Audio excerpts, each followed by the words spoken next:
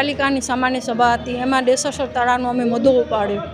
તો એમને એ લોકોને કીધું કેટલા ત્યાં તમારું કામ ચાલુ કરશો, તો એ અમને જવાબ વ્યવસ્થિત ના આપ્યો પ્રમુખ સાહેબ. તો મેં કીધું જો તમે આ કામ ચાલુ નહીં કરો આવતા અઠવાડિયાથી, તો અમે વિપક્ષી નગરસેવકો બધાએ દેશેશ્વર તળાવમાં જંપ લગાવશું ને અમને કાંઈ પણ થશે ભુજ નગરપાલિકાની જવાબદારી રહેશે.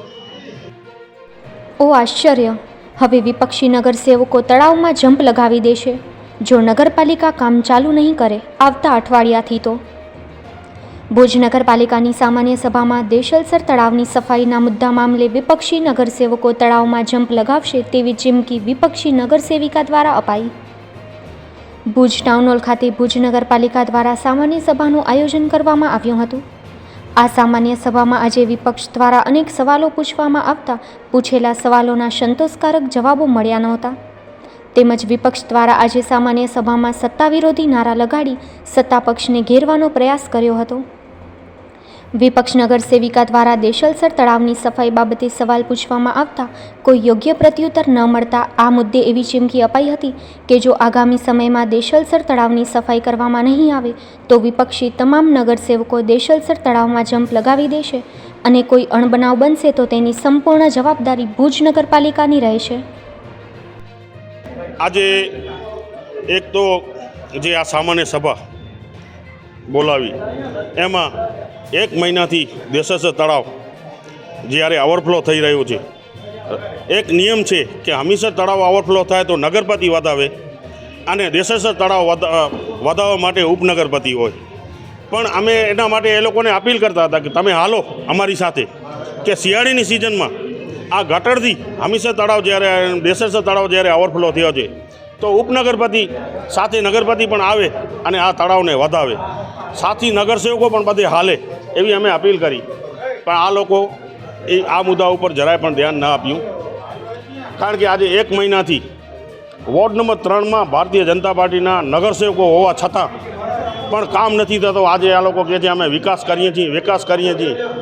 આ પાછાત વિસ્તારોમાં ક્યાંય વિકાસ દેખાતું હોય એવું લાગી નથી રહ્યું.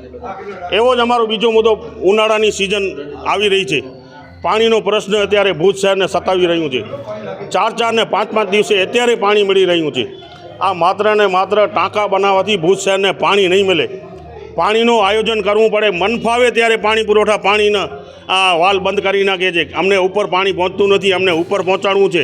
ભુજ શહેરને પાણી દેવામાં પણ આ લોકો જ્યારે નિષ્ફળ ગયા હોય આવી પરિસ્થિતિની અંદર એવો જ અત્યારે આમાં એક ઠરાવ છે કે માણસોની રાખવા માટેના સેનિટેશનના, વોટર સપ્લાયના, રોડ લાઇટ બ્રાન્ચના તમામ બ્રાન્ચોમાં માણસો રાખવા માટેની એક મંજૂરીનો ઠરાવ છે.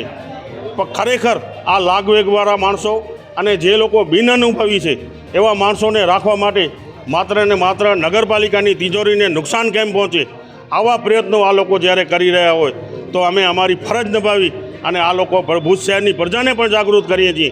આજે તમે જુઓ 65 લાખના ખર્ચે વંદે માતરમ, પણ વંદે માતરમમાં 25 લાખનું કામ થયું હોય એવું ક્યાં તમને નહીં દેખાય.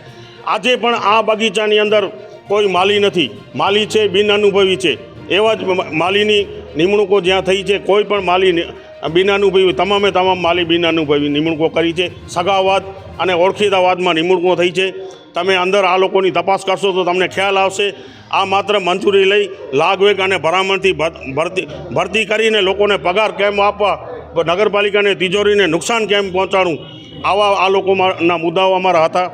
કોઈ મુદ્દા બીજો 258 તળે જ્યારે આખા બોર્ડને વ્યક્તિગત કમિશનરે કર્યું હોય, અમારા એક શહેજાદ સમાએ જ્યારે અપીલ કરી હતી 258 તળે ને એમાં જ્યારે કમિશનર રાજકોટ કચેરીએ હુકમ કર્યું હોય, આ ઠરાવમાં કરોડો રૂપિયાના કામ છે. પણ આ કામ આજની તારીખમાં આ નગરપાલિકાની બોડીએ એક પણ કામ બંધ કરાવ્યો નથી, તમામ કામ ચાલુમાં છે. તો પછી આ વ્યક્તિગત ઠરાવ કઈ રીતે ગણાય કે આ કમિશનરથી ઉપરવટ જઈને આ નગરપાલિકા આ કામગીરી કરાવી રહી છે, કામગીરીના બિલો ચૂકવણા થઈ રહ્યા છે.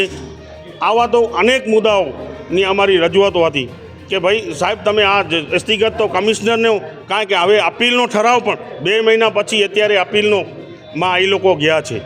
તો 2 મહિના સુધી આ કામગીરી બંધ ન થઈ, આ કામગીરી ચાલુ હતી અને એ પણ નગરપાલિકાની તિજોરીને પણ આમાં પણ મોટું નુકસાન થયું છે.